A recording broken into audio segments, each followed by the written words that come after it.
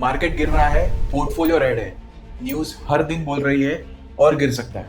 और इस मोमेंट पे ना पैनिक सेलिंग गलत नहीं लगता, पैनिक सेलिंग एक्चुअली लॉजिकल लगती है। आप सोचते हो थोड़ा निकल जाते हैं, बाद में क्लैरिटी आएगी, लॉस और बड़ा होने से पहले एग्जिट कर लेता हूँ, और यही से प्रॉब्लम स्टार्ट होती है।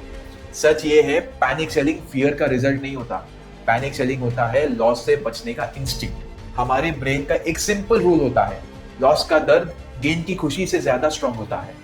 इसलिए जब पोर्टफोलियो गिरता है, ब्रेन रिटर्न नहीं ढूंढता, ब्रेन रिलीफ ढूंढता है, और सेलिंग उस रिलीफ का शॉर्टकट लगता है। 2026 जैसे फेजेस में ये और डेंजरस हो जाता है, क्योंकि ये क्रैश नहीं होता, ये स्लो अनसर्टेनिटी होती है।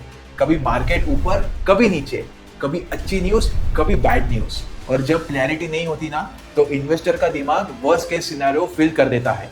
यहीं पे पैनिक सेलिंग पीक करती है। अब समझने वाली बात यह है, पैनिक सेलिंग का सबसे बड़ा नुकसान रिटर्न्स का नहीं होता है, सबसे पहले नुकसान होता है टाइमिंग का। लोग अक्सर तब बेचते हैं जब डैमेज ऑलरेडी हो चुका होता है। सेकंड नुकसान होता है री एंट्री का। सेल करने के बाद मार्केट सेफ कब लगेगा? जब ऑलरेडी काफी ऊपर चला जाएगा। और थर्ड सबसे डेंजरस नुकसान है, आपका अपने प्रोसेस पे कॉन्फिडेंस टूट जाता है। एक बार पैनिक सेल किया, फिर हर वॉलेटिलिटी में दिमाग ऑटोमेटिकली बोलेगा पिछली बार निकल जाते तो बेटर होता। यही से साइकिल शुरू होती है। लॉन्ग टर्म इन्वेस्टर्स यहाँ अलग बिहेव करते हैं। वो ये एक्सेप्ट कर चुके होते हैं कि अनसर्टेनिटी इन्वेस्टिंग का बग नहीं है, फीचर है। वो मार्केट को कंट्रोल करने की कोशिश नहीं करते, वो अपनी रिएक्शन को कंट्रोल करते हैं। उनके लिए वॉलेटिलिटी का मतलब ये नहीं होता है कि कुछ गलत हो रहा है, वॉलेटिलिटी का मतलब होता है एक्सपेक्टेशंस रीसेट हो रही है। और एक सिंपल टेस्ट है वो हमेशा यूज करते हैं, क्या मार्केट की गिरावट मेरी लाइफस्टाइल, इनकम या लॉन्ग टर्म गोल्स को इमीडिएटली थ्रेटन कर रहा है?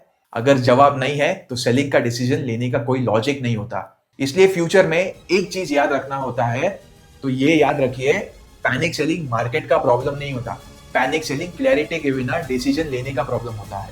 और इन्वेस्टिंग में सबसे महंगा डिसीजन हमेशा जल्दबाजी में लिया गया डिसीजन होता है।